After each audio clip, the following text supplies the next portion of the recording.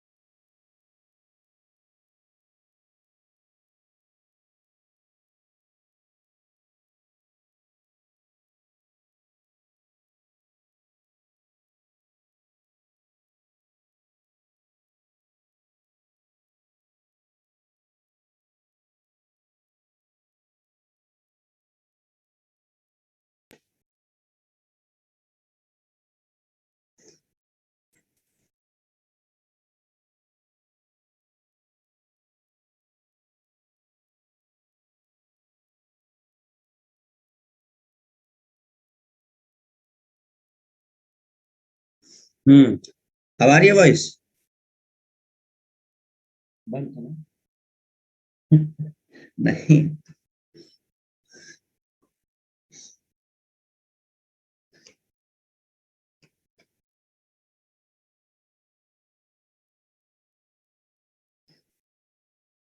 तो पीछे हम लोगों ने देखा, तीन आंदोलन जो पीछे हुए थे, एक सत्य शोधक समाज, जस्टिस पार्टी और आरुविपुरम, तीन। अब आज हम लोग देखते हैं डिप्रेस्ड क्लास मिशन सोसाइटी।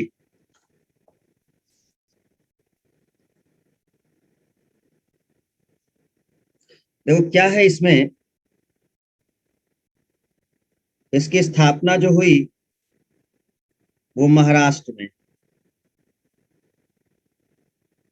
1906 में। किसने की? V R Shinde. कौन है ये? विठल रामजी सिंधे।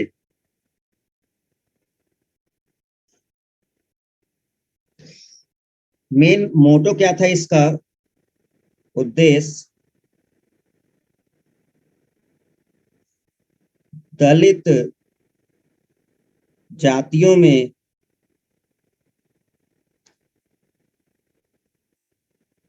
अपने अधिकारों के प्रति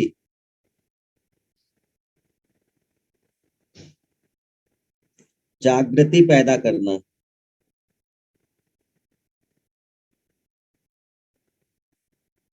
ठीक है। और इसके जो प्रथम अध्यक्ष हैं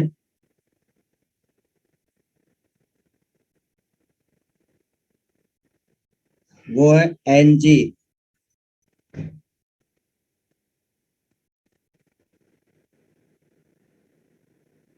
चंद्रावरकर।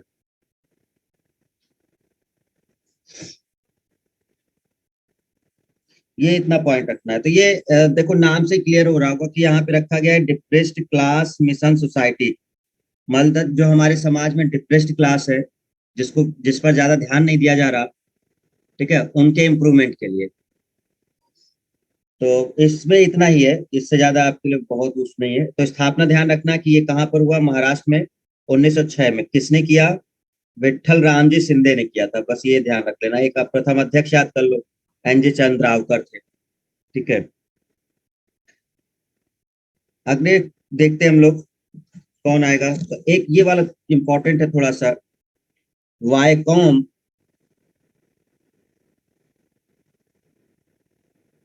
वायकॉम सत्याग्रह।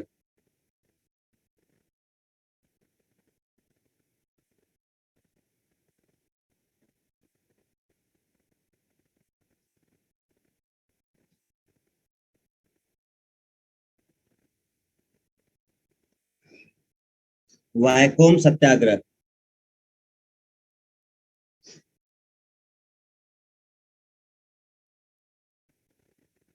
ठीक है, वायकॉम सत्याग्रह।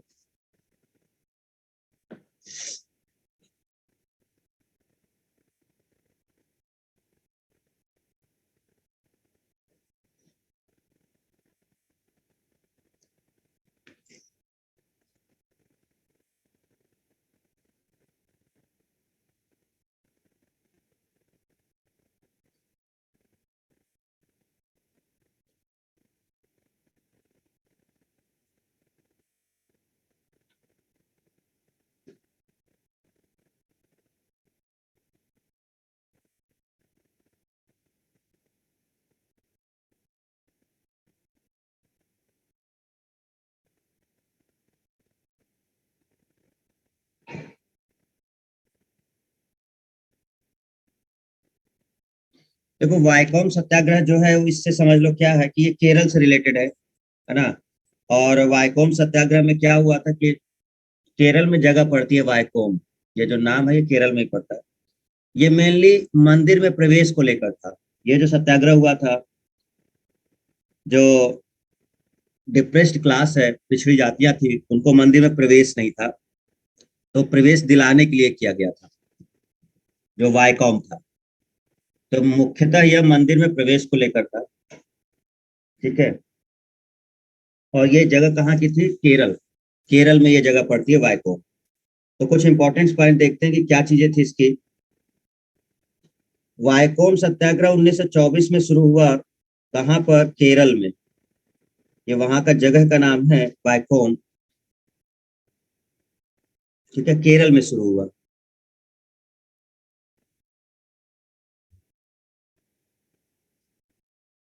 किस वजह से मंदिर में निम्न जाति या डिप्रेस्ड क्लास के प्रवेश को लेकर?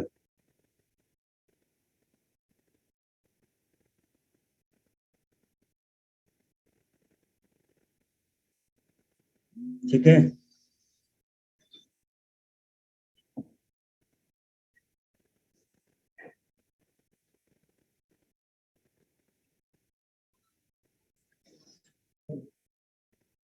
वायकोम सत्याग्रह मुख्यतः मंदिर में प्रवेश को लेकर है। जैसे पीछे हम लोगों ने देखा कि उनकी शिक्षा पर है, समाज में अधिकार दिलाने को है ना, और औरतों को इम्प्रूवमेंट में है। तो ये जो मेनली था ये मंदिर से रिलेटेड था कि उसमें एंट्री नहीं थी, तो उसमें एंट्री दिलाने के लिए केरल में ऐसा किया गया, वायकोम।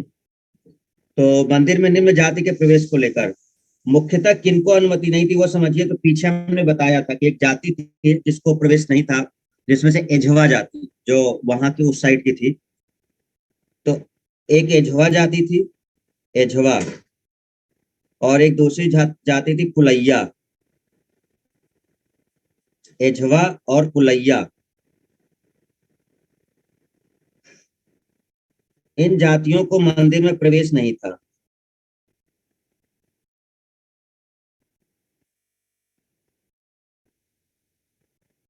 ठीक है। ये साउथ की ऐसी जातियां थी जहाँ जिनको मतलब डिप्रेस क्लास में रखा जाता था और इनको मंदिर में प्रवेश नहीं करने दिया जाता था। ठीक है, ये एक मेन पॉइंट था। तो इसी के खिलाफ ये हुआ। जब इन लोगों ने देखा तो इसी के खिलाफ ये चीज चलाई गई। और इसके खिलाफ क्या किया गया? कुछ मेन मेन व्यक्ति आए। Narayan Guru, Narayan Guru, N Kumaran, N Kumaran, T K Madhavan.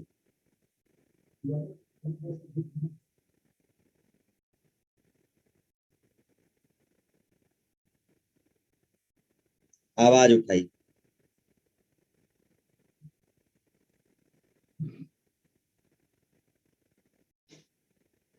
ये लोग थे मैं।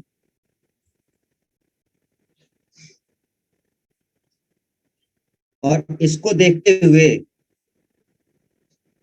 वायकोम जगह का नाम है, और ये पड़ता है त्रावणकोर।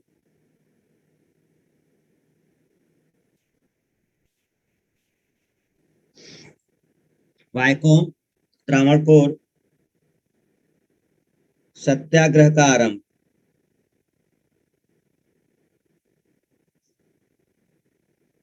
सत्याग्रह का आरंभ हो गया। ठीक है, वायकोम में सत्याग्रह का आरंभ शुरू हो गया।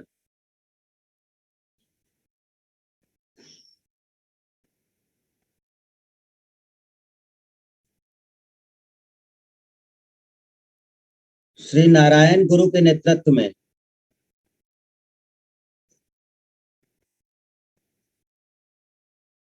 मंदिर में प्रवेश, मंदिर में प्रवेश कर लिया गया। केपी केशव मेनन, ईवी रामास्वामी नायकर भी आंदोलन में शामिल थे।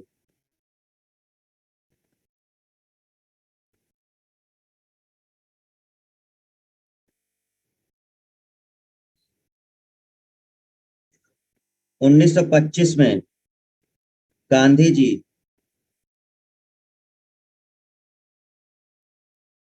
त्रावणकोर की यात्रा की।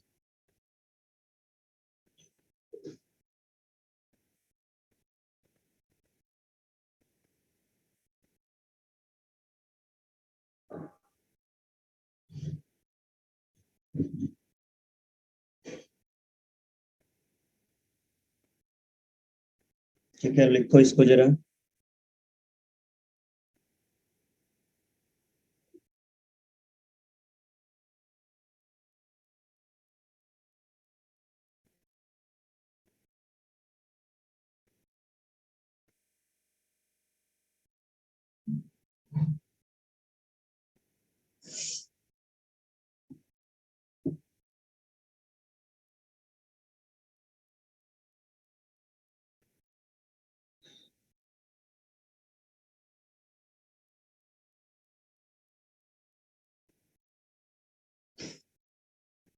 कई लोग अभी जुड़े हैं क्या? 65।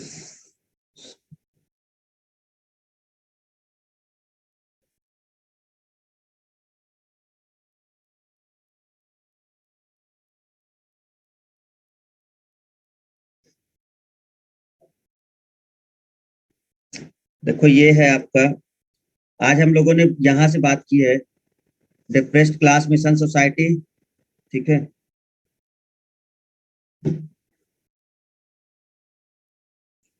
डिप्रेस्ड क्लास मिशन सोसाइटी की बात की हमने। इसमें बहुत कुछ नहीं है, बस दलित जातियों में अपने अधिकारों के प्रति जागृति पैदा करना था, ये मेन था। याद जिनको रखना है, जो नाम है BR शिंदे, विठल राम जी शिंदे, जिन्होंने शुरू किया। दूसरा जो वायकोम सत्याग्रह है, ये जो वायकोम सत्याग्रह हुआ था 1924 में केरल में, ये मंदिर में प्रवेश को लेकर था, क्योंकि मंदिर में प्रवेश मिल नहीं रहा था। तो इसको देखते हुए जैसे एझवा और पुलैया दो जातियां मेन थी जिनको मंदिर में प्रवेश नहीं था, साउथ की बात हो रही है, केरल की साइड। तो ये दो तीन लोग थे, जैसे नारायण गुरु, इनका नाम याद रखना है, Narayan Guru, N Kumaran, T K Madhavan. इन लोगों ने आवाज उठाई इसके खिलाफ और कोशिश की कि सभी को मंदिर में प्रवेश मिल सके। तो ये सत्याग्रह शुरू कहाँ से हुआ? वायकोम, त्रावणकोर, केरल वाला जगह ही आपका, वहां पर ये सत्याग्रह आरंभ किया। और जो नारायण गुरु हैं, देखो नारायण गुरु के बारे में मैंने पीछे बताया था, अगर भूल गए हो। नारायण गुरु वो व्यक्ति थे जिन्होंने एक संस्था की स्थापना करी थी। वो संस्था था नारायण धर्म परिपालन योगक्षेम, और एझवा जाति के ही थे वो, जब इन्होंने ये आंदोलन चलाया था। ठीक है, तो नारायण गुरु के नेतृत्व में ही मंदिर में प्रवेश किया गया। तो ये ध्यान रखना है कि किसके नेतृत्व में मंदिर में प्रवेश किया गया था? नारायण गुरु के नेतृत्व में।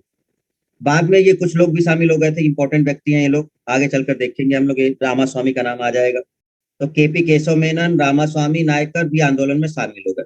और गांधी जी ने यात्रा की त्रावणकोर की, और गांधी जी वहां की महारानी से मिले, त्रावणकोर की महारानी से मिले थे गांधी जी पहुंचकर। फिर उन्होंने बात की कि कुछ कानून वगैरह बना दीजिए जिससे कि मतलब लोग इनको अ, मतलब वंचित ना रखे, इनको भी मंदिर में जाने का अधिकार मिले। बट कोई रिजल्ट नहीं निकला। सड़क पे चलने की अनुमति तो मिल गई, जैसे जो मंदिर तक रास्ता जाता था तो उस रास्ते पर तो मिल गई, लेकिन मंदिर के अंदर प्रवेश अभी भी नहीं मिला। ठीक है ना। आगे चल कर तो मिल जाएगा कुछ समय के बाद, बट इस समय नहीं मिला। ठीक है, तो ये चीज आपकी थी। अब इसमें देखते हैं आगे कि नेक्स्ट कौन सा हुआ है। तो एक और मंदिर को लेकर हुआ था। इसी के जस्ट बाद आप देखेंगे तो एक और मंदिर से रिलेटेड था, उसको कहते हैं गुरु वायूर, गुरुवायूर आंदोलन।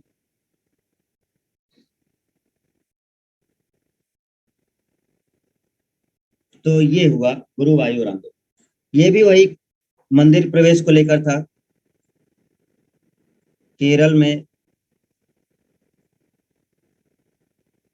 मंदिर प्रवेश के लिए।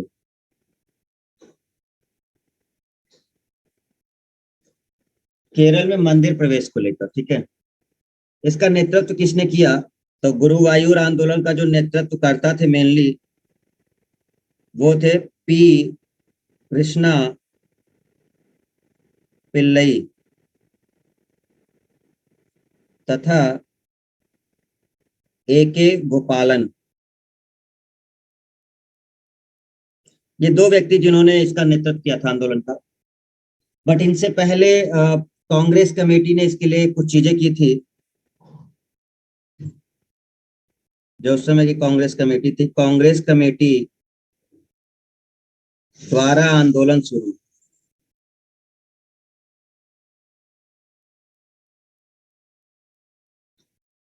1 नवंबर 1931।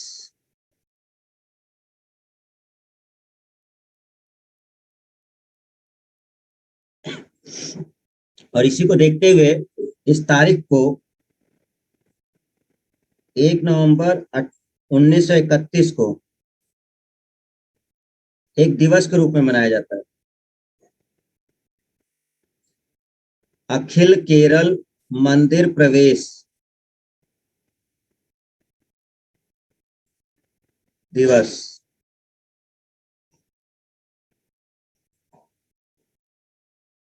अखिल केरल त्रावणकोर केरल में है।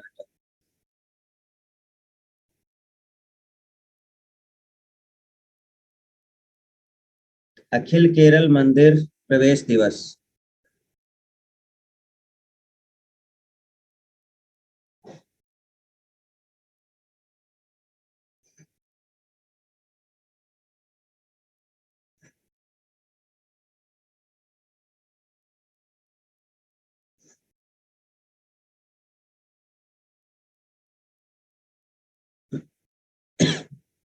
ठीक है, ये मेन था।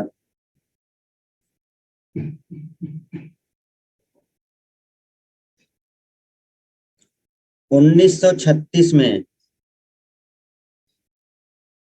त्रावणकोर के महाराजा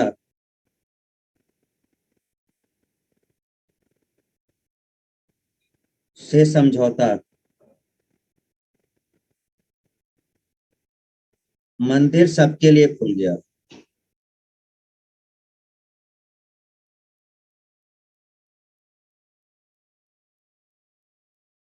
ठीक है, मंदिर सबके लिए खुल गया। तो गुरुवायूर आंदोलन जो आपका केरल से शुरू हुआ था, मेनली आंदोलन केरल से है ही है। ठीक है, तो मेनली आंदोलन देखोगे तो सब केरल से ही है।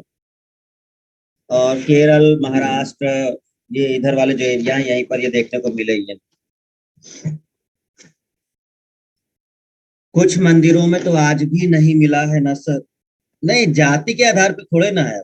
अब जाति के आधार पे प्रवेश नहीं रोक सकते। ठीक है, अब वो मान्यता अलग होती है। अब इस समय जाति के आधार पे नहीं रोक सकते किसी को। अनुच्छेद 17 आपको कानूनी पावर देता है। अगर आपको कोई जाति के आधार पे या अस्पृश्यता के आधार पे रोकता है तो उसको जेल हो सकती है। अनुच्छेद 17।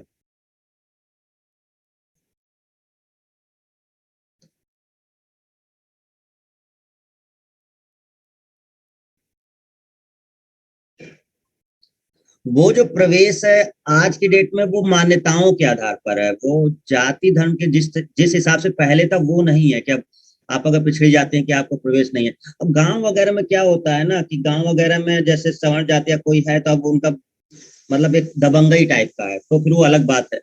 बट कानूनन अधिकार है ना, इसके खिलाफ आप जा सकते हैं कोर्ट या कुछ। अब वो मान्यता अलग है। देखो अब कई सारे मंदिर ऐसे होते हैं जहां पर पहले से मान्यता चली आ रही है कि इसमें स्त्रियों का प्रवेश नहीं है या समथिंग कुछ रिचुअल्स होंगे। जैसे केरल में चल रहा था वो कि अगर उन्होंने आ, हाँ, अगर उन्होंने कहा है कि भाई 18 साल से लेकर और 42 साल के आसपास की औरतें प्रवेश ना करें, तो अब इसका कोई वैज्ञानिक चीज रहा होगा, क्योंकि वो उसी उम्र के लोगों को क्यों बैन किए हैं भाई। 18 से सबको तो नहीं बैन किए ना। वो तो सीधा कहते हैं कि भाई 50 के ऊपर हो आप तो प्रवेश कर लो, 18 से आप नीचे हैं या कुछ और एज नीचे है तो प्रवेश कर लो। कुछ बायोलॉजिकल रीजन है उसके। अब उसको आप ये हर एक आदमी को समझना चाहिए। अब उसमें तुम जबरदस्ती उसको कह रहे हो कि भाई नहीं हम तो करेंगे। तो यार ये सिंपल सा है ना कि अगर एक बोर्ड लगा है, एक जगह लगा है कि भाई यहाँ महिलाओं के लिए टॉयलेट है, उधर पुरुषों के लिए टॉयलेट है, तो अब कोई आपको ये थोड़ा बताएगा कि ये महिला वाला है इसमें प्रवेश मत करो। इसमें आपका खुद ही दिमाग है कि महिला का है आपको नहीं जाना है। ठीक है। अब अगर तुम कहते हो नहीं हमको बताया नहीं गया तो तुम बेवकूफ हो फिर, है ना। सीधी सी बातें हैं कि अगर आप उस चीज को नहीं समझ रहे तो।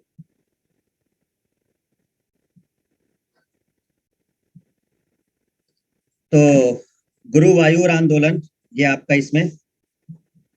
तो चलो, इस समय तो मिल गया इनको, त्रावणकोर के महाराज से समझौता हुआ और मंदिर सबके लिए खोल दिया गया। ठीक है, साई जातों की। अब आते हैं डॉक्टर अंबेडकर पर।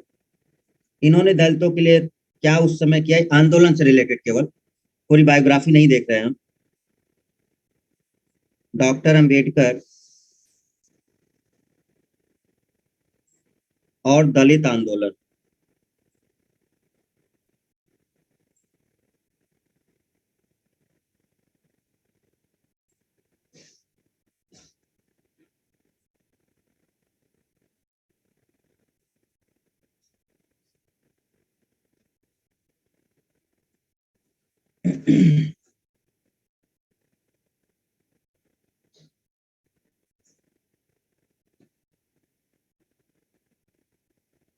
सर कानूनन है लेकिन फिर भी नहीं जाने देते, कोई मंदिर नहीं सब। अरे छोड़ो, जाने दो। दिमाग से परे है तुम लोग। वो जो भगवान है वो ब्रह्मचारी है, और जो 18 से 50 साल के महिलाएं होती हैं उनको उन्हीं को बस प्रवेश नहीं है। 50 के बाद क्या आपको होता है। अब उसको जबरदस्ती करवाओ तो अलग बात है। ठीक है। हाँ कानूनन है, वैसे आप सुप्रीम कोर्ट का आ गया है आदेश कि आप रोक नहीं सकते। कानूनन अधिकार आ गया है। ठीक है, कि आप ऐसा नहीं कर सकते।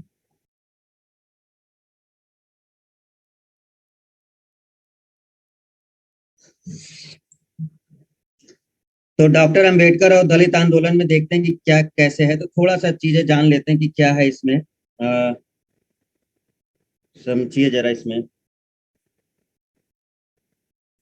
इनका जो जन्म हुआ है वो जन्म 14 अप्रैल, अंबेडकर साहब का जन्म 14 अप्रैल 1891 में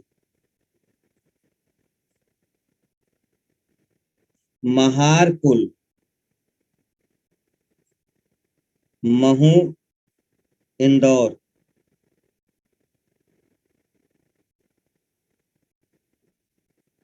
तो डॉक्टर अंबेडकर साहब का जो जन्म हुआ है,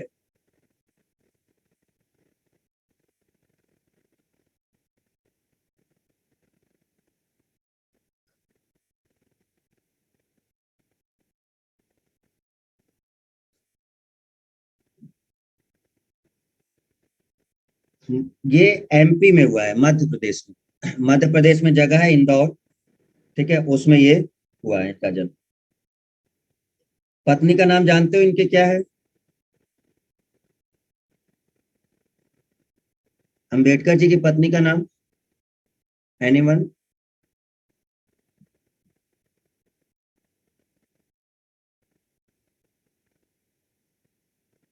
नो वन, किसी को मालूम है नहीं?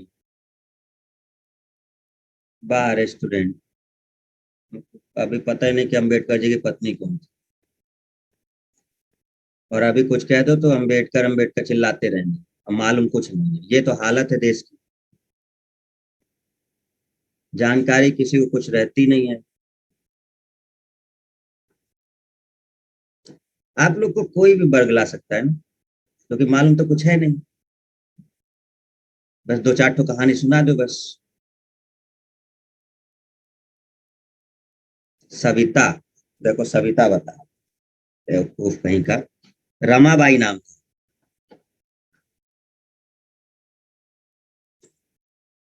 सर जी शादी कब हुई थी ये यार, कसम से क्या बताए अब।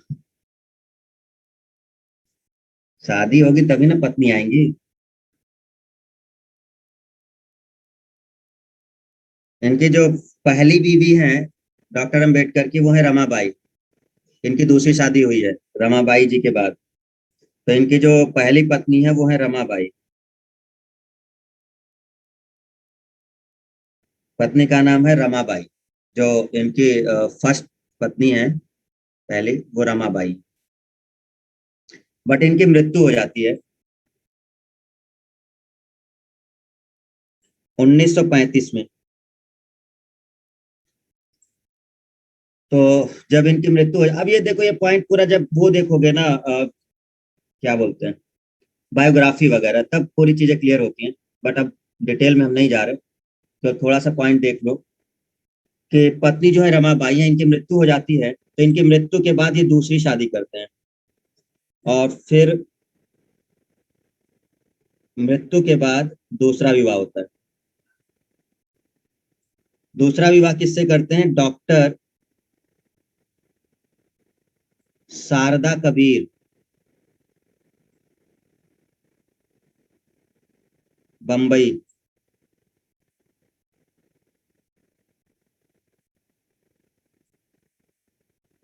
सारस्वत, ब्राह्मण।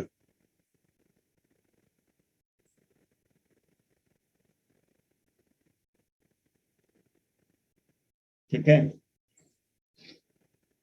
दूसरा जो विवाह हुआ है वो एक ब्राह्मण कन्या है, जिनका नाम है डॉक्टर शारदा कबीर।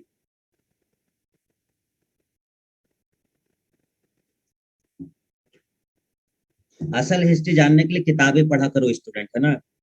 किसी का केवल सुन के नहीं, जितनी जानकारी हो किताबें पढ़ने की आदत डालो।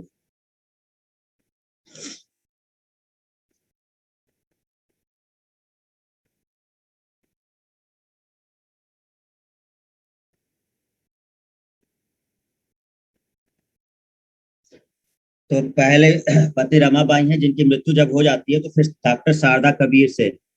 और आपको पता होगा कि जो उनको बाहर भेजने वाले, पढ़ाने वाले जो व्यक्ति थे, वो भी ब्राह्मण ही थे, जिन्होंने इनको आगे बढ़ाया था, और कोई साथ नहीं दे रहा था।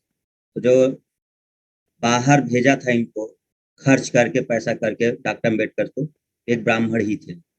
और ये जो पत्नी है वो भी डॉक्टर शारदा कबीर है। सर कौन से बुक से पढ़े? एकदम खत्म है सब भाई। मतलब तुम लोग, अरे कोई बुक पढ़ लो भाई, नॉर्मल बुक पढ़ लो। एनसीईआरटी की पढ़ लो, चाहे नई वाली चाहे पुरानी पढ़ लो, दोनों में से कोई पढ़ सकते हो, है ना। और महेश बर्नवाल की भी पुस्तक आती है, वो आप हिस्ट्री के ले सकते हो।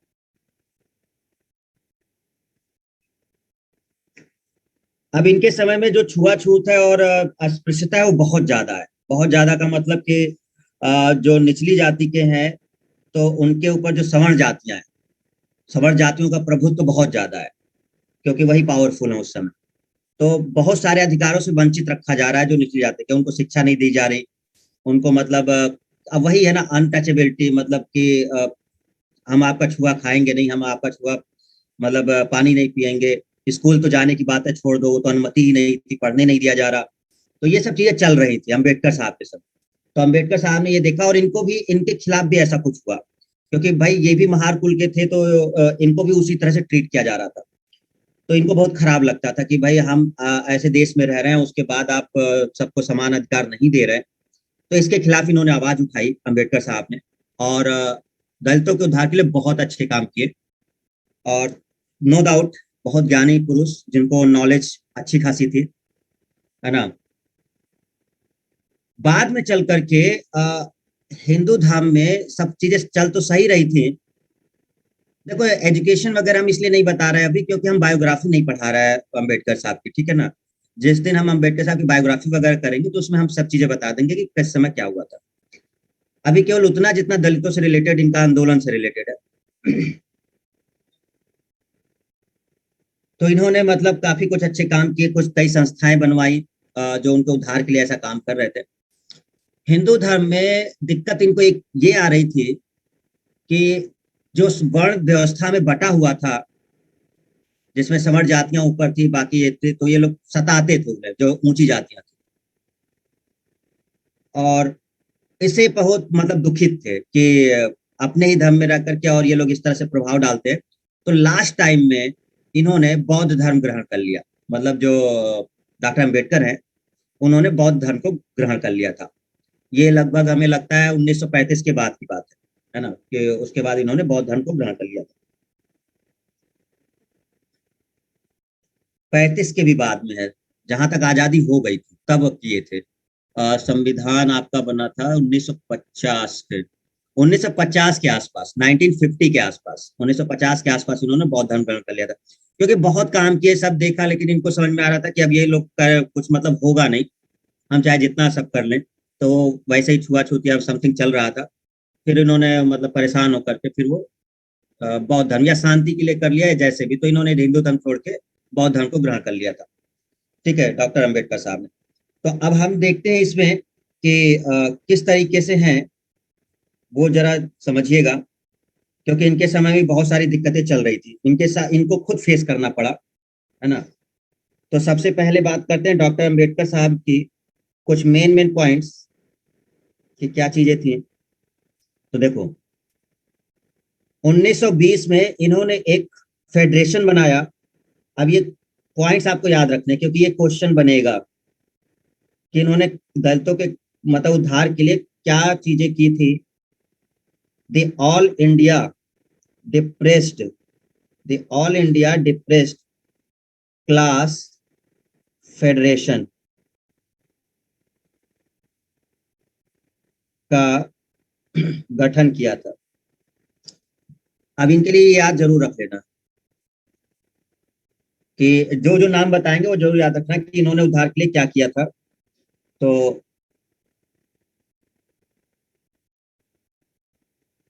The all India depressed class federation का गठन ये इन्होंने किया 1920 में।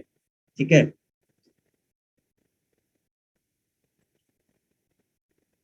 एक आंदोलन चलाया जिसे महार आंदोलन कहा गया। महार आंदोलन, महार आंदोलन चलाया किस वजह से? मंदिर में प्रवेश को लेकर, अछूतों को मंदिर में प्रवेश सार्वजनिक कुओं से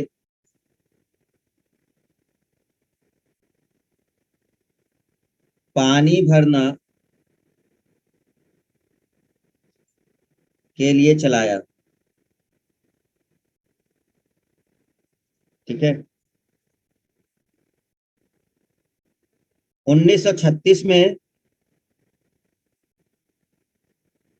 स्वतंत्र श्रमिक पार्टी का गठन किया गया। किसके लिए था? मजदूरों के लिए।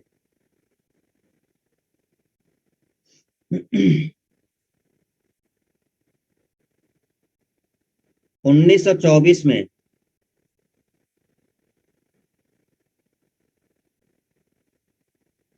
बहिष्कृत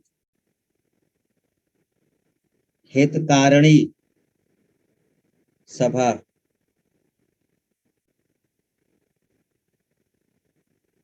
बंबई में।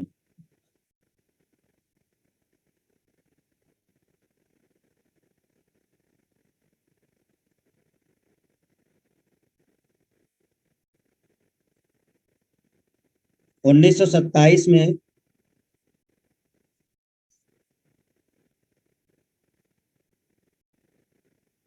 बहिष्कृत भारत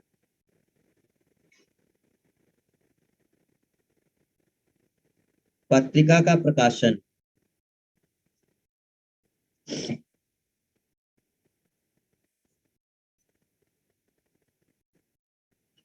समाज समता संघ की स्थापना।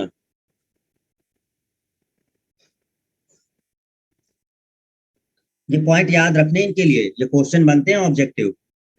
ठीक है, ये सब पूछा, ये समाज समता संघ लास्ट वाला ये पूछा जा चुका है कि इन्होंने इसकी स्थापना की थी। ठीक है, आप इसको बिल्कुल याद कर लीजिए, जो भी डॉक्टर अंबेडकर साहब ने मतलब काम कराए हैं या जो संघ बनाया है उसको याद करना है।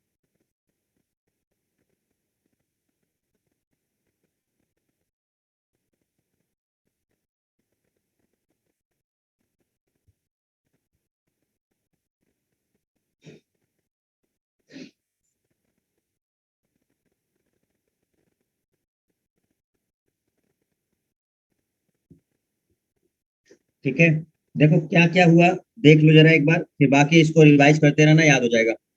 इन्होंने 1920 में एक फेडरेशन बनाया, उस फेडरेशन का नाम है the all India depressed class federation. अभी केवल हम वो बात कर रहे हैं जो मेनली उधार के लिए इन्होंने काम किया था। ठीक है, तो the all India depressed class federation, ये डिप्रेस्ड जहां पे शब्द आ जाता है इसका मतलब कि ये पिछड़ी जातियां हैं, उनके उद्धार के लिए काम किया जा रहा है। तो the all India depressed class federation बनाया इन्होंने। एक आंदोलन चलाया जिसे महार आंदोलन कहा गया, महार जाति के भी थे ये, तो जो आंदोलन चलाया उसे महार आंदोलन कहा जाता है। किस लिए चलाया था? कि जो अछूत लोग हैं उनको मंदिर में प्रवेश मिल सके, है ना, और सार्वजनिक कुओं से पानी भरना, क्योंकि कुओं से पानी भी नहीं भरने दिया जाता था। मतलब जो सार्वजनिक कुएं थे, जैसे उच्च जाति के वो लोग हैं तो वो वही लोग मतलब भरते थे, निम्न जाति के लोगों को अलग कुआं, मतलब कि आप यहाँ नहीं आएंगे, आप दूसरे कुएं पे जाएं, ये इस तरह से होता था। तो इसको खत्म करने के लिए उन्होंने महार आंदोलन चलाया था। ठीक है, बहिष्कृत, और 1924 में एक और सभा बनाई थी इन्होंने, बहिष्कृत हितकारिणी सभा। ठीक है, तो इसमें वो ध्यान रखा गया था कि जो लोग समाज से बहिष्कृत हैं या वैसे लोग हैं तो उनके हित के लिए कैसे काम किया जाए। वो बंबई में इसकी स्थापना करी थी। मजदूरों के हितों के लिए इन्होंने एक अलग से पार्टी बनाई। तो मजदूरों के लिए जो पार्टी बनाई थी वो स्वतंत्र श्रमिक पार्टी का गठन किया था, और वो कब किया था? 1936। ये सब याद करना है, ध्यान रखना है इसमें।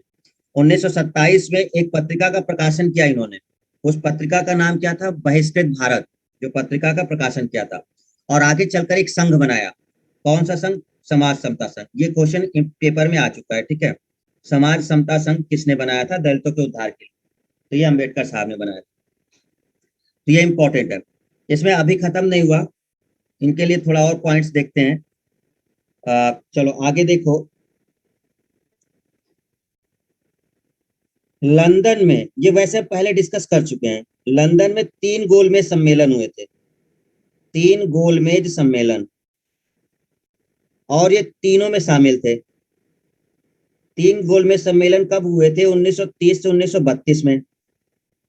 तो इनको उसमें शामिल किया गया था एक प्रतिनिधि के रूप में, निम्न वर्ग के प्रतिनिधि के रूप में।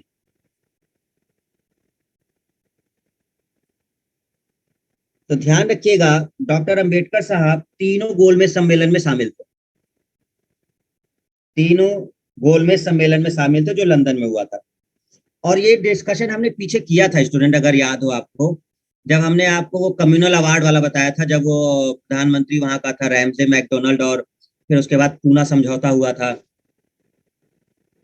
याद आ रहा है? पूना पैक्ट हुआ था जब गांधी जी आमरण अनशन पे बैठ गए थे, जब इस मतलब ये कम्युनल अवार्ड की घोषणा की गई थी, और उसमें दलित वर्ग को अपना निर्वाचक मंडल अलग बनाने की अनुमति दी गई थी, जिसमें 2 वोट का अधिकार था। कि एक वो अपना प्रतिनिधि चुन सके और दूसरा जो जनरल उनका हो तो मतलब उनके लिए भी वोट कर सके। लेकिन गांधी जी आमरण अनशन पर बैठ गए थे, जिसकी वजह से डॉक्टर अंबेडकर पुणे जेल में गए थे उनसे मिलने, और उन लोगों के भी समझौता हो गया था। समझ रहे हो पॉइंट? तो ये पूना पैक्ट जो पॉइंट था वो यही, ये पीछे डिस्कस किया था हमने। तो ये कुछ एक लाइन में हम आपको समझा देते हैं बस, जो कि पॉइंट है, तो फिर से देख लो उसको। 16 अगस्त 1932 में कम्युनल अवार्ड की घोषणा हुई। कम्युनल अवार्ड की घोषणा किसने की? रैमसे मैकडोनल्ड ने।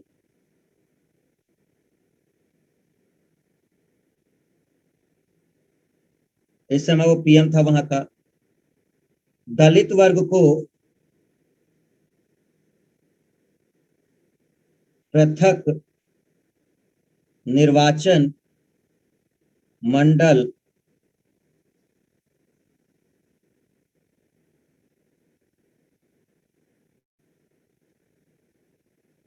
का अधिकार दिया गया। ठीक है, तो गांधी जी आमरण अनशन पे बैठ गए।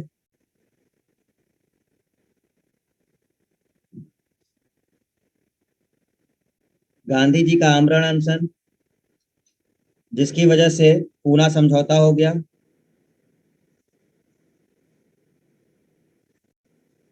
कब?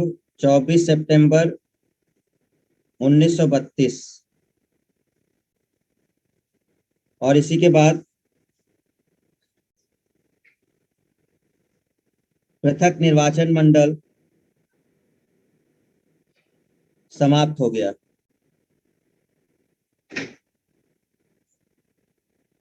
दलित वर्ग को साधारण वर्ग में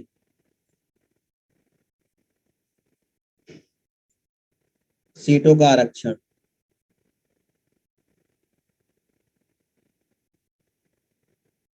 ये पूरा पॉइंट था।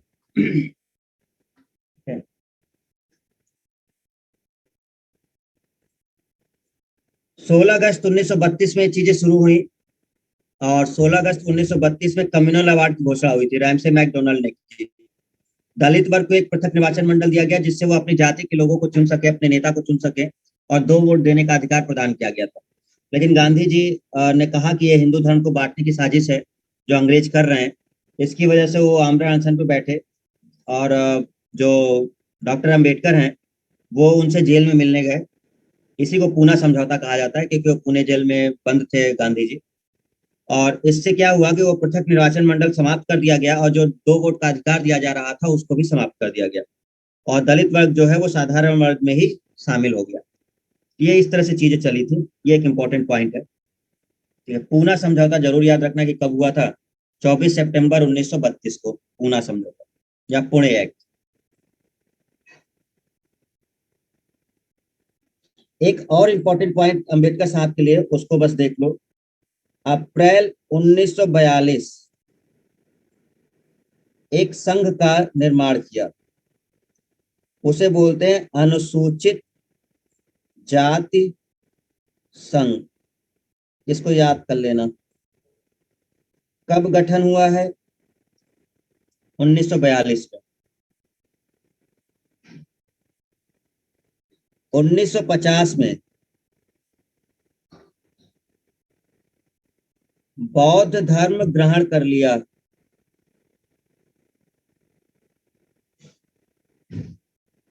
बौद्ध धर्म ग्रहण कर लिया।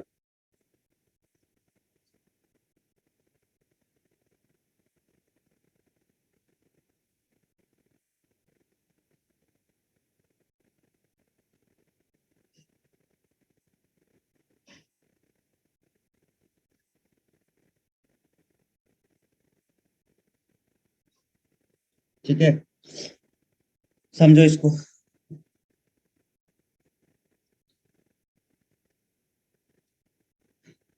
एक संघ बनाया इन्होंने अप्रैल 1942 में, अनुसूचित जाति संघ।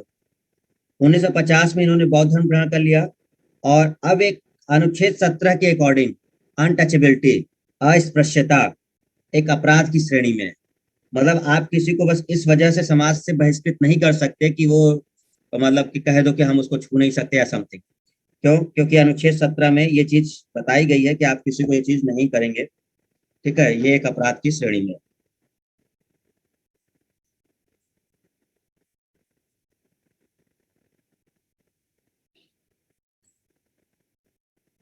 अम्बेडकर साहब के लिए बहुत सारे काम है, इसको जरूर याद रख लेना।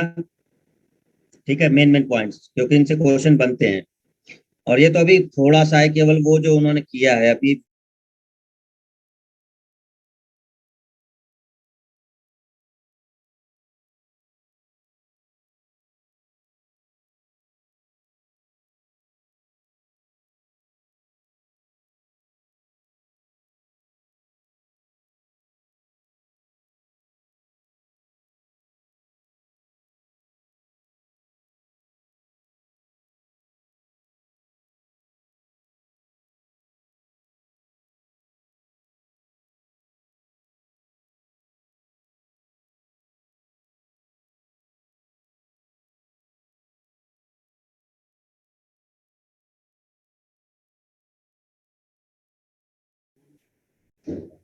हाँ, आ गया।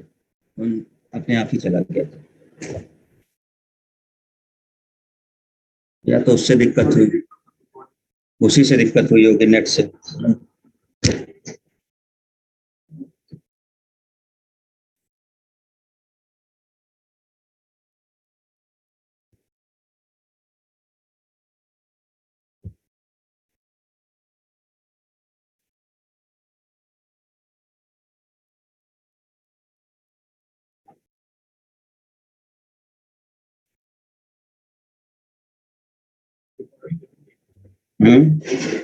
बंद हो गई होगी क्या?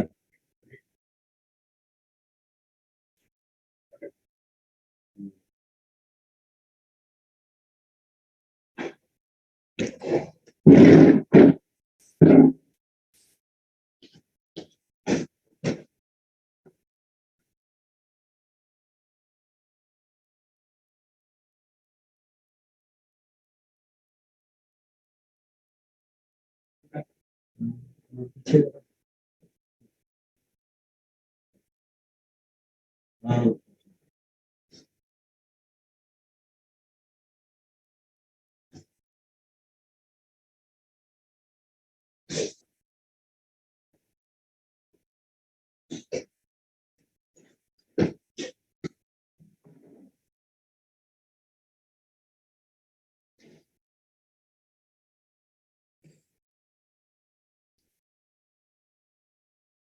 नेट कुछ देर के लिए चला गया था ना।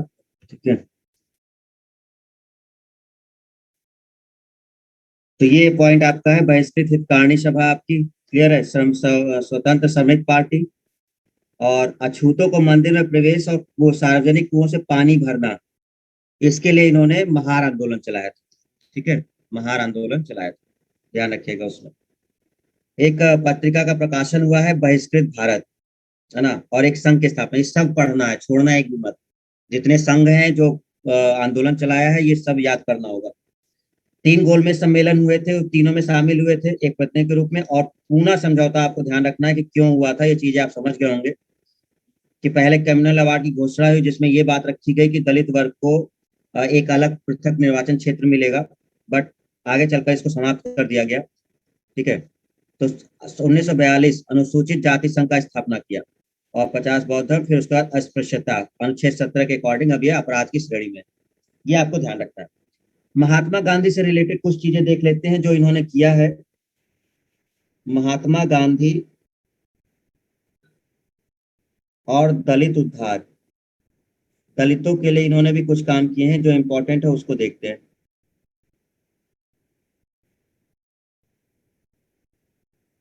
पहला पॉइंट, महात्मा गांधी और दलितोद्धार के लिए एक पॉइंट समझिएगा सब लोग।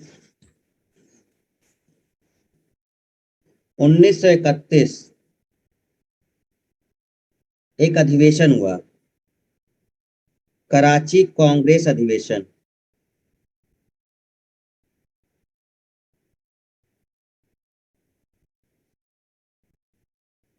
इस अधिवेशन के लिए मूल अधिकार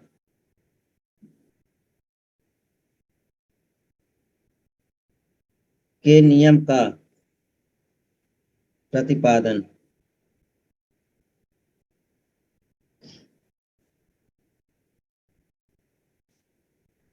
ठीक है, मूल अधिकारों के नियम पर। एक और चीज था, सार्वजनिक नौकरियों में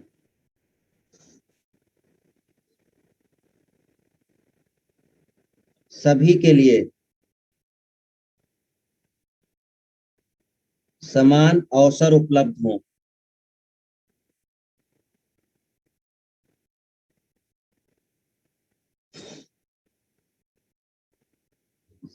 ठीक है,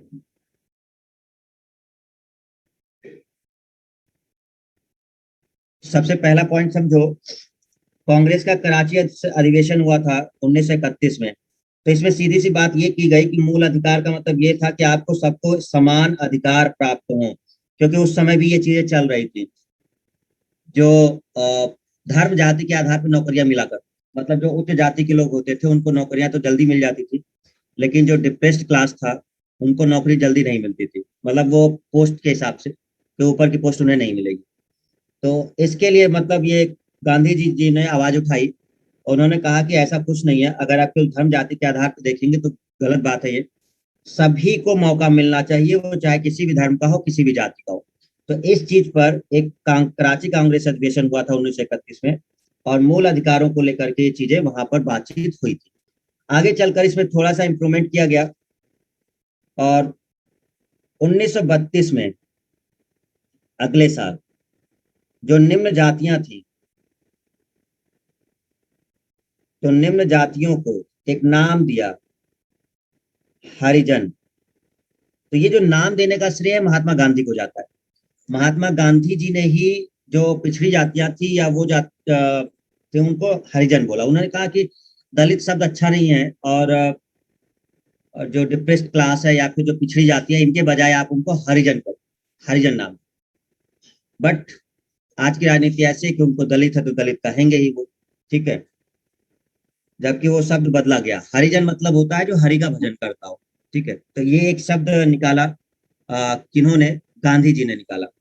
तो उन्होंने कहा कि 1932 में निम्न जातियों को हरिजन कहा। ठीक है, हरिजन नाम रखा। और इसी के आधार पर इन्होंने एक समाज, हरिजन सेवक समाज, हरिजन सेवक समाज की स्थापना की।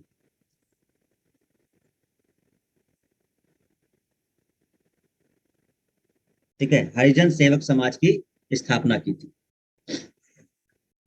लेकिन क्वेश्चन जानते हो क्या बनता है? वो इसका अध्यक्ष पूछते हैं।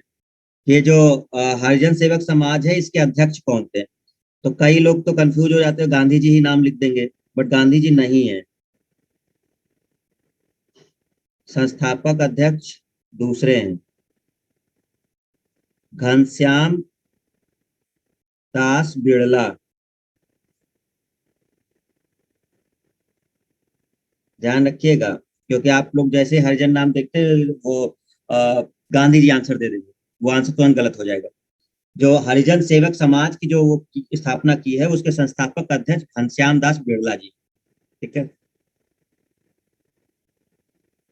इसी समय में इन्होंने, महात्मा गांधी जी ने all India, all India depressed class association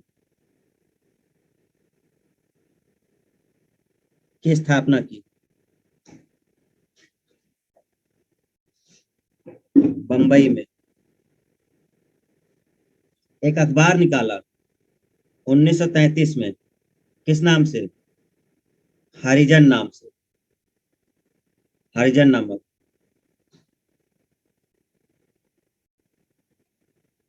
साप्ताहिक अखबार निकाला।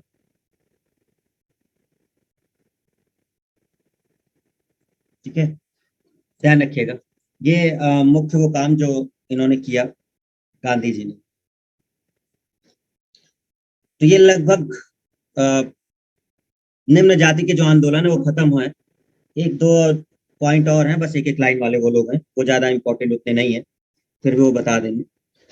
देखो, महात्मा गांधी और दलित उद्धार में बस केवल आपको इम्पोर्टेंट क्या याद रखना है, एक तो ये इम्पोर्टेंट ये जरूर याद रख लेना, ये जो डिप्रेस क्लास है, देखो जितने हमने पीछे बताए हैं, देखो ऑब्जेक्टिव पेपर के लिए अगर हम बात करें, तो जो संघ बने हैं, जो सोसाइटी बनाई गई है, जो एसोसिएशन बनाए गए हैं, ये याद करने हैं कि ये वाला संघ किसके द्वारा है, ये वाला एसोसिएशन किसने बनाया है, ठीक है। और इतना भी आप कर सकते हो कि जो जैसे कौन सा आंदोलन मंदिरों के में प्रवेश के लिए जुड़ा था, इस तरह से भी आप पढ़ सकते हो इसमें, कि मेनली ये वाला आंदोलन मंदिरों में प्रवेश के लिए था, मेनली ये वाला आंदोलन महिलाओं और निम्न जाति के मतलब उत्थान के लिए था। ये कुछ बेसिक पॉइंट है जो ऑब्जेक्टिव पेपर में रखे जाते हैं, ठीक है। तो आपको ये चीज ध्यान रखनी है। तो महात्मा गांधी जी की बात अगर हम करें तो बहुत सिंपल सा था, हरिजन नाम इन्होंने दिया 1932 में, और हरिजन सेवक समाज की स्थापना हुई, लेकिन अध्यक्ष कौन है इसके, तो घनश्याम दास बिरला जी थे। एक सोसाइटी बनाई गई जिसको all India depressed class association का नाम दिया गया, और एक साप्ताहिक अखबार निकाला इन्होंने हरिजन नाम से 1933 में। सिंपल है। अब इसके लास्ट दो पॉइंट है, उनको देख लीजिए, उसमें ज्यादा कुछ नहीं है। एक अगला आंदोलन है आत्मसम्मान, आत्मसम्मान, आत्मसम्मान आंदोलन, आत्मसम्मान आंदोलन, ठीक है। शुरुआत कब हुई और किसने की, तो शुरुआत हुई 1920 में। किसने की, रामास्वामी नायकर प्लस बालाजी नायडू, दो लोगों ने मिलकर करी। मुख्य उद्देश्य क्या था इसका,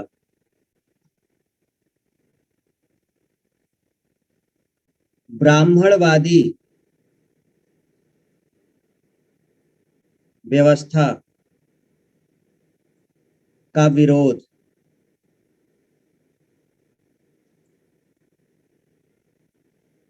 ब्राह्मणवादी व्यवस्था का विरोध करते हुए दलितों को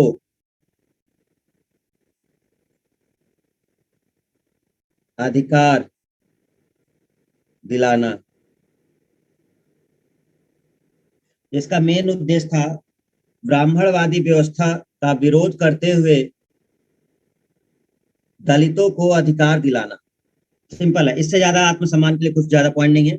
बस ये ध्यान रखना है कि 1920 में शुरू हुआ था, किसने किया था, तो रामास्वामी नायकर और बालाजी नायडू ने किया था। एक राजा हुए थे साहू जी महाराज, उनके लिए भी बहुत कुछ नहीं है, बस एक दो पॉइंट है। साहू जी महाराज,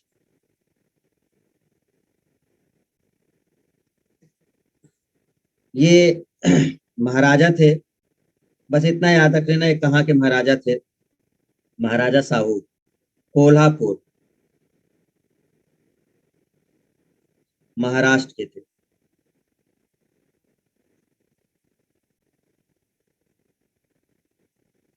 1920 में दलितों के उत्थान के लिए कई काम किए।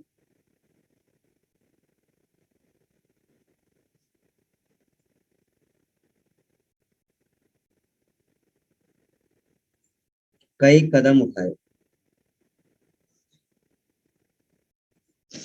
देखो ये इसलिए याद रखा जाता है, मान लो कई ऑप्शन देके वही पूछ लिया कि इसमें से कौन जो है वो निम्न आंदोलन से जुड़े हुए नहीं है ना, इस तरह के क्वेश्चन बनते हैं, क्योंकि आंदोलन अलग अलग टाइप के है ना।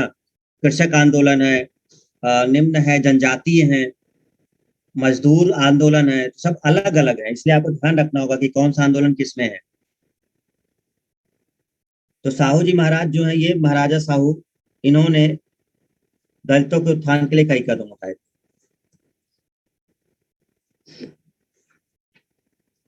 तो इनका मेन पॉइंट समझिए कि क्या किए थे। असल में क्या था कि जो पुजारी वर्ग था या जो पुरोहित वर्ग था, जो कर्मकांड कराते थे, तो जो कर्मकांड कराने का अधिकार था वो ब्राह्मणों के पास ही था, या पूजा वगैरह जो था वो भी ब्राह्मणों के पास ही था। तो साहू जी महाराज ने बस एक काम ऐसा किया कि जो पुरोहित वर्ग है, जो पूजा पाठ करा रहे हैं, उसमें केवल ब्राह्मण नहीं रहेंगे, उसमें ब्राह्मण के अलावा भी जो योग्य है, जो दूसरा कोई व्यक्ति अगर योग्य है तो वो भी उसमें शामिल रहेगा। ऐसी व्यवस्था इन्होंने की। ठीक है, ये साहू जी महाराज जी ने किया। और इन्होंने आरक्षण की व्यवस्था उस समय की थी। 50% लगभग आरक्षण अपने क्षेत्र में साहू जी महाराज ने निम्न वर्ग को प्रोवाइड किया था इन सब चीजों में। जैसे जो उस समय नौकरी वाले पद या कोई ऐसा जो राजा राजशाही पद था, तो अब राजशाही पद में भी जैसे दरबार में कोई पद है वो, तो वो भी उच्च पद उच्च लोगों को ही मिलता था। जैसे वो या तो क्षत्रिय वंश के रहे हो तो उनको मिलता था शासकीय पद, और पुरोहित वर्ग अगर है तो वो ब्राह्मण वगैरह ही हुआ करते थे। लेकिन साहू जी महाराज ने थोड़ा सा इसमें फेरबदल किया, और उन्होंने 50% के आसपास लगभग जो आरक्षण था वो निम्न वर्ग को अपने क्षेत्र में दिया कि आप लोग भी इसमें आ सकते हैं। तो ये एक काम उनका अच्छा माना जाता है जो उनके उद्धार के लिए किया गया था, इसलिए साहू जी महाराज का नाम निम्न आंदोलन में लिया जाता है। तो ये एक पॉइंट था, आपको ध्यान रखना है। अब देखिए जरा, हमने निम्न आंदोलन की बात की तो कितने आंदोलन आपके हो गए आप समझो, क्योंकि अब इसके बाद हम लोग का धार्मिक आंदोलन शुरू होगा, राजनीतिक और धार्मिक। देखो, निम्न जाति में अगर हम लोग देखें, इसमें एक कौन सा था, सत्यशोधक समाज, पहला ये देख लिया हमने। दूसरा जस्टिस पार्टी, तीसरा आरोविपुरम, चौथा depressed class mission society, Vaikom Satyagraha, Guruvayur, doctor Ambedkar और दलित आंदोलन, और महात्मा गांधी और दलित आंदोलन या दलित उद्धार। ठीक है, फिर लास्ट में हमने देखा एक आत्मसम्मान आंदोलन, और एक देखा साहू जी महाराज। ये सबसे इंपॉर्टेंट पॉइंट्स थे। क्यों इतना है, तो ये भी शॉर्ट में बताया है, संक्षेप में बताया है, जिससे आपको मतलब हो बहुत ज्यादा दिक्कत ना हो। आप रिवाइज करते रहिएगा। ये बहुत कुछ पढ़ा रहे हैं भाई, अब सोच रहे हैं थोड़ा कम कर दें। तुम लोग बहुत डिटेल में पढ़ रहे हो।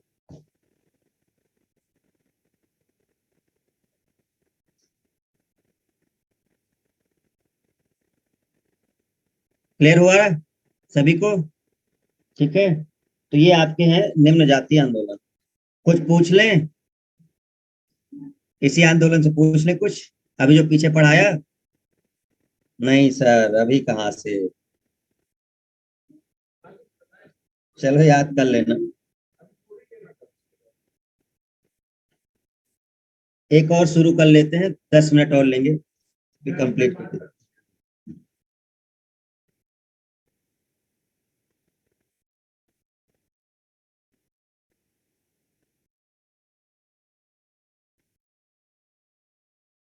राजनीतिक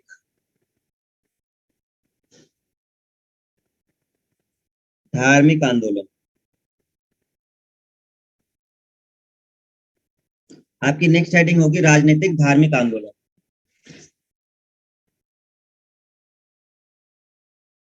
यस सर। नहीं सर। Yes sir. नहीं सर।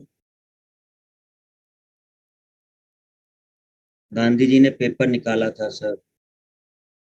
हाँ सर, कम कर दीजिए।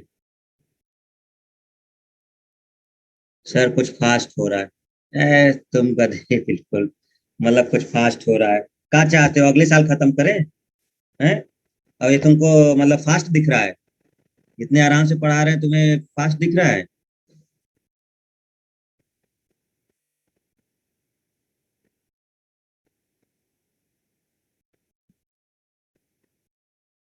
ये अभी और भी पढ़ना है, ठीक है, अभी पॉलिटी भी बची हुई है। थोड़ा चीजों को समझो।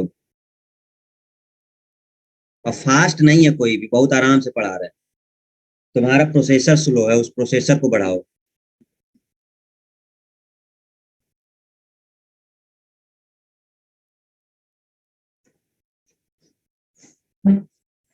चलिए, राजनीतिक धार्मिक आंदोलन की बात करते हैं। तो ये कुछ धर्म से रिलेटेड चीजें थी। अभी तक तो आपने देखा कि पिछड़ी जातियों से रिलेटेड था जो भी आंदोलन हमने पढ़ा। अब इसमें क्या हुआ, तो एक सबसे इंपॉर्टेंट जो आपका क्वेश्चन बना हुआ है और पूछा ही जाता है लगभग, सन्यासी विद्रोह। कुछ बहुत ज्यादा इंपॉर्टेंट है, संथाल विद्रोह है, पावना है, आगे चल के दिखेगा वो। अभी ये राजनीतिक धार्मिक जो है उनकी बात करेंगे। सन्यासी विद्रोह, ये कैसा विद्रोह था? सन्यासी विद्रोह। ठीक है, 1763 से 1800, ये चलता ही रहा, 1763 से 1800 तक ये चलता ही रहा। ठीक है, मिडीवल की लिंक सेंड कर दीजिए। मिडीवल का ना सर, उस पे टेलीग्राम पे शेयर कर देते हैं, मिडीवल वाला है ना, लिंक उसी पे दे देते हैं। टेलीग्राम पे कर देंगे, ठीक है, उस पे तुम लोग देख लेना, टेलीग्राम वाले पे शेयर कर देंगे।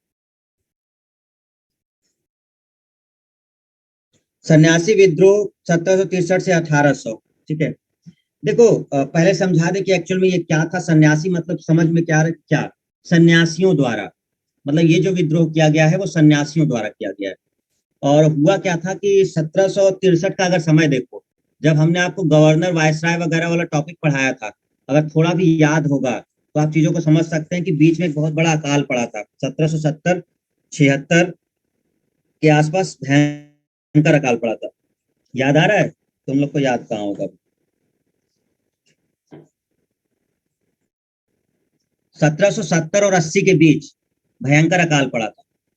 लेकिन अंग्रेजी राज जो अंग्रेज थे, इन लोगों ने क्या किया कि उस अकाल में भी टैक्स कम नहीं किए थे, टैक्स ये बढ़ा के ही रखे थे और ये ज्यादा से ज्यादा लेने की कोशिश कर रहे थे, जिससे जो किसान वर्ग था वो नाराज हो गया था। और नॉर्मली दूसरा इन लोगों ने क्या किया अंग्रेजों ने कि जो तीर्थ यात्रा था, उस तीर्थ यात्रा को बंद करा दिया।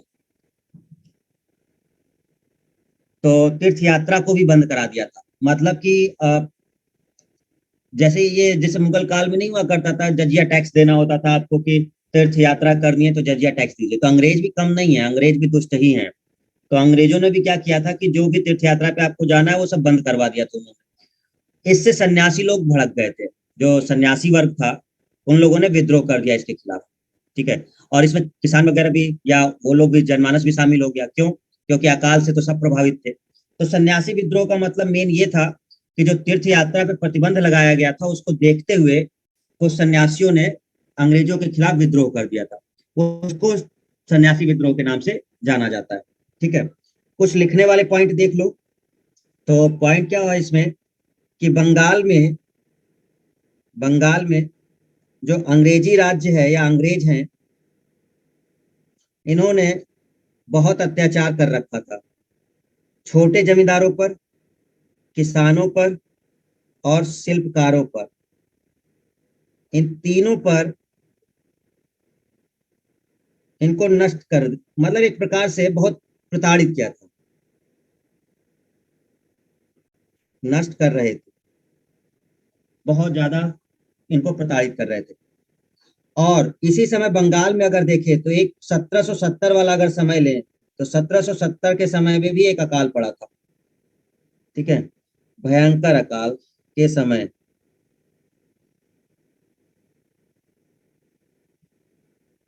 इस अकाल में भी जो भू राजस्व था या कि भूमि कर वसूलना, तीर्थ यात्रा पर प्रतिबंध, ये विद्रोह का प्रमुख कारण था।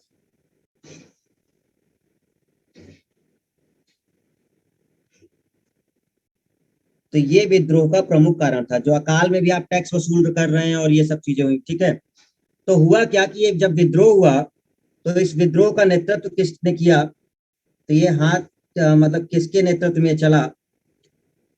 तो ये कोई एक व्यक्ति का नहीं कहते हैं, धार्मिक मठ के वासी जो सन्यासी लोग ही थे, धार्मिक मठवासियों और बेदखल जमींदारों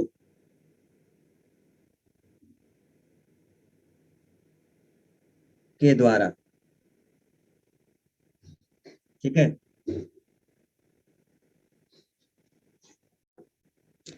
तो ये मेन पॉइंट ये था, जब धार्मिक मठवासियों बेदखल जमींदारों, कुल मिला के समझ लो कि सन्यासियों के द्वारा। ठीक है, सन्यासियों के द्वारा किया गया, इसीलिए वो नाम सन्यासी विद्रोह। किया क्यों गया था हमने आपको बता दिया, क्योंकि अकाल पड़ रहा था, उसमें पूरा राजस्व वसूल रहे थे ये लोग, और तीर्थ यात्रा पर भी प्रतिबंध लगा दिया था, जिससे दोनों वर्ग नाराज हो गया था। जो छोटे जमींदार थे वो भी नाराज हो गए थे और जो धार्मिक लोग थे वो भी नाराज हो गए थे। इस वजह से इन लोगों ने विद्रोह कर दिया था। बाद में इसको दबा दिया गया, 1800 तक चलता रहा, उसके बाद इसको दबा दिया गया। ठीक है, नेक्स्ट पॉइंट आप देख लीजिए। इस सन्यासी विद्रोह का उल्लेख, इस सन्यासी विद्रोह का उल्लेख बंकिम चंद्र चटर्जी ने किया है।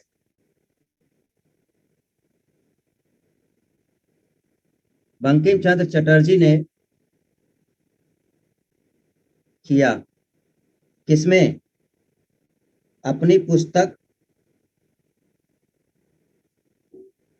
आनंद मठ में।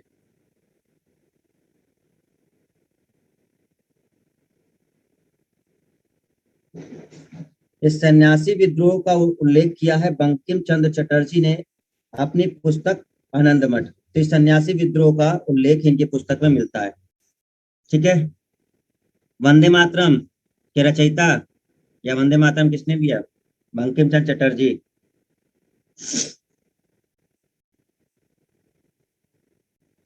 प्रमुख नारा क्या था इन लोगों का?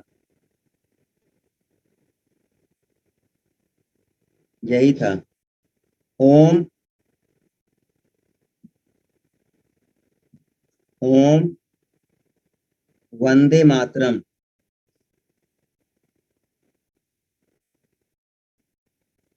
तो इस विद्रोह का प्रमुख नारा था ओम वंदे मातरम। प्रमुख नेता कौन थे इस विद्रोह के? सन्यासी विद्रोह में कुछ नेता पार्टिसिपेट किए, वो कौन कौन थे? नाम थोड़ा सा पढ़ लीजिएगा एक बार जरूर। मजमून शाह, मूसा शाह, द्विज नारायण, भवानी पाठक, चिराग अली और देवी चौधरानी। ये लोग प्रमुख नेताओं में से एक। ठीक है, तो सन्यासी विद्रोह के बारे में ये समझ लीजिए आप। कब से कब तक चलता रहा स्टूडेंट सन्यासी विद्रोह? सन्यासी विद्रोह कब से कब तक चलता रहा? 1763 से 1800। क्यों चला? क्योंकि दो चीजें हो गई। एक, पहला अकाल पड़ा था बीच में और अंग्रेजों ने भू राजस्व का जो कर था या भू राजस्व था उसको घटाया नहीं, जबकि वो लगातार वसूलते रहे, जिससे जो छोटे जमींदार थे वो बहुत परेशान हो गए थे और उन लोगों ने भी विद्रोह में शामिल हो हुआ था वो। और तीर्थ यात्रा पर प्रतिबंध लगा दिया था, तो जो कुछ सन्यासी वर्ग था वो बहुत नाराज था।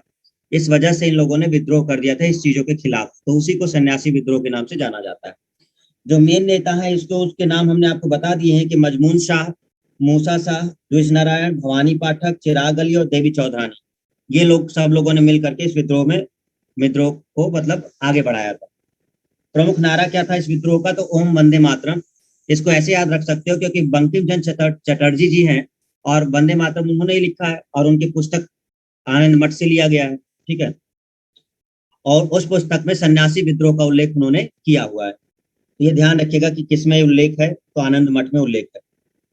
ठीक है, और ये जो बंगाल है ये वहीं से शुरू हुआ है, बंगाल से मेनली। ठीक है, तो ये सन्यासी विद्रोह आपको ध्यान रखना है। चलिए ठीक है, आज के लिए रखते हैं, फिर हम लोग कल आगे पढ़ेंगे। अब काफी इंपॉर्टेंट चीजें आ रही हैं, देखो एक तो ये बहुत इंपॉर्टेंट है धार्मिक आंदोलन, और एक लास्ट में किसान आंदोलन। किसान आंदोलन बहुत ज्यादा इंपॉर्टेंट है, ध्यान रखिएगा, उसको हम बताएंगे, उसको याद करना ही करना है। ठीक है, इसमें भी एक विद्रोह है, पागलपंथी विद्रोह है, फकीर विद्रोह है, पता नहीं कितने विद्रोह कर रखे हैं, फरैजी विद्रोह है, वहाबी विद्रोह है धार्मिक आंदोलन में। ठीक है, तो लेकिन बड़े नहीं है, छोटे छोटे हैं, कुछ इंपॉर्टेंट है बट पढ़ाना पड़ेगा क्योंकि क्वेश्चन बनते हैं। एक आएगा कूका आंदोलन। कूका आंदोलन के बारे में पीछे हमने समझाया है लेकिन तुम लोग भूल गए हो। कूका आंदोलन एक वाइस उसके गवर्नर जनरल के समय में हुआ था।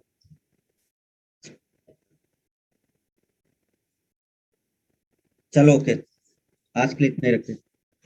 सर एनिसेंट का भी पूरा पीडीएफ एक साथ प्रोवाइड करा दीजिए। 65 में भी आधुनिक भारत का काल पड़ा था।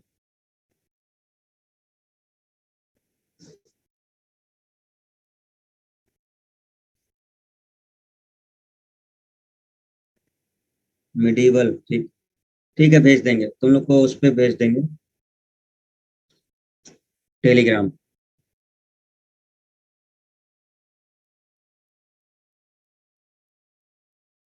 ठीक है, थैंक यू एवरीवन, कल मिलते हैं वापस। धार्मिक आंदोलन।